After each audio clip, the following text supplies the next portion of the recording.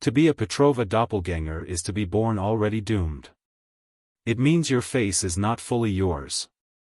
Your love will not be simple. Your blood will never be ordinary.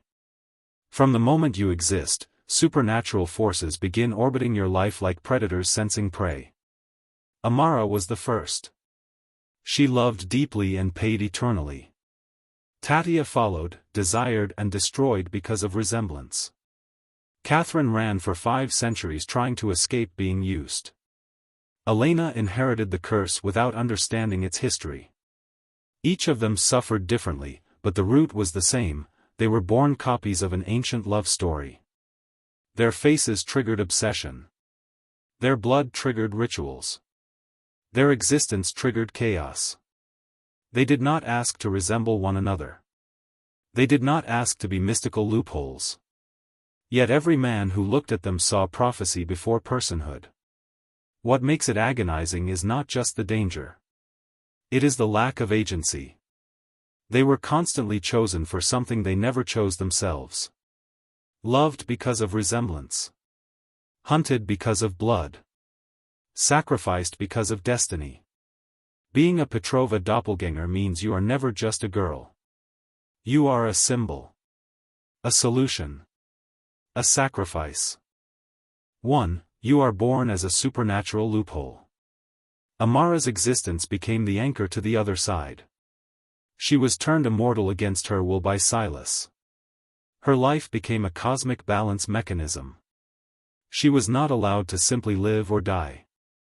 Her bloodline continued as nature's correction. Every doppelganger after her existed to restore balance. That means their births were not random. They were supernatural counterweights. They were solutions to problems they did not create. Imagine discovering you were born to fix ancient mistakes. 2. Your love life is never truly yours. Amara loved Silas.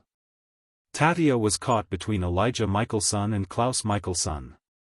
Katherine loved Stefan but was entangled with Damon.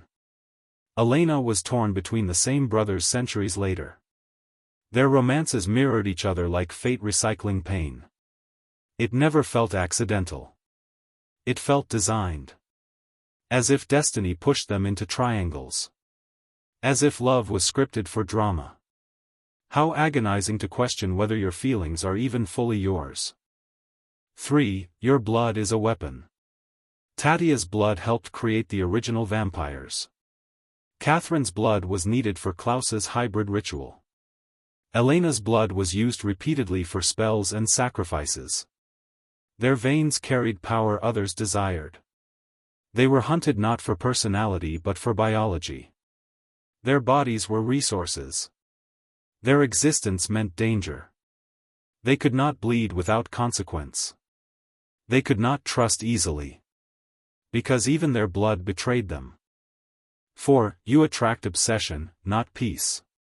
Silas was obsessed with Amara. Klaus hunted Katherine relentlessly.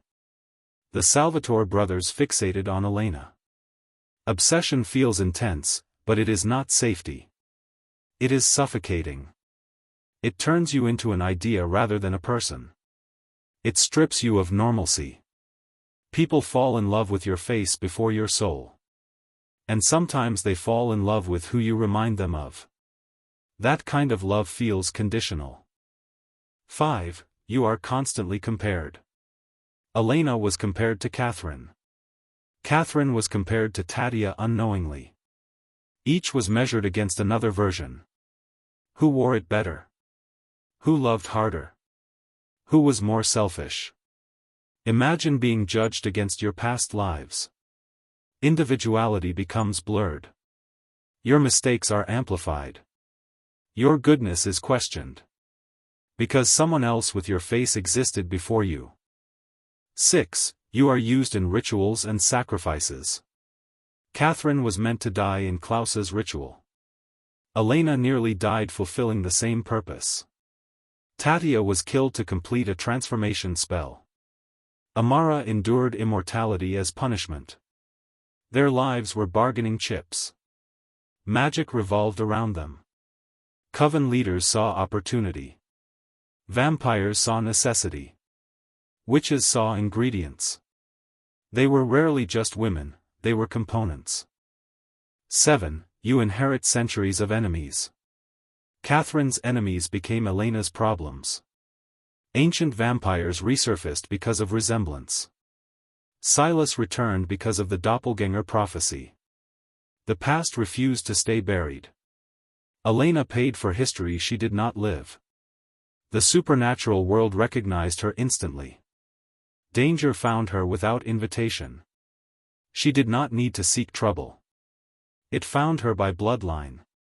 That is inherited trauma on a mystical scale. 8. You struggle with identity. Katherine built confidence through manipulation. Elena built morality through sacrifice. Tatia seemed gentle yet desired. Amara was broken by immortality. Same face. Different personalities. But constantly linked. Who are you when your appearance repeats? Where does your individuality begin? Do you define your fate, or does resemblance define you? That internal conflict is quiet but heavy. 9. You become the center of supernatural wars. The original's transformation traces back to Tatia. The other side existed because of Amara. Hybrid creation revolved around Katherine and Elena. Entire story arcs ignite because of them. They do not chase power. Power chases them. Wars begin around their blood. Alliances form because of their survival. And peace rarely lasts near them. Being the center of chaos is exhausting. 10. You rarely get a normal life.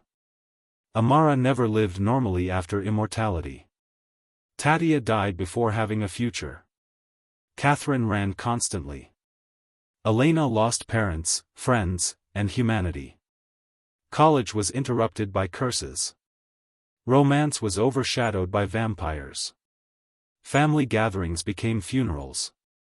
Normal milestones were delayed or destroyed. Peace was temporary at best. A Petrova Doppelganger life is survival, not serenity. The tragedy of the Petrova Doppelgangers is not just death. It is repetition. It is watching history recycle pain through identical faces. It is realizing you are part of a supernatural equation written centuries before your birth. Amara loved and lost eternity. Tatia was desired and sacrificed. Katherine survived but never felt safe. Elena fought for morality in a world that kept dragging her into darkness. 4 women. 4 eras. Same curse. Their stories show that resemblance does not equal destiny, but destiny will try to convince you it does. Each one reacted differently. One broke. One ran. One manipulated. One hoped. And that is what makes their suffering so agonizing. They were never allowed to be ordinary. Their faces carried history. Their blood carried power. Their hearts carried consequences. To be a Petrova Doppelganger is to live beautifully and painfully at the same time. It is to be unforgettable.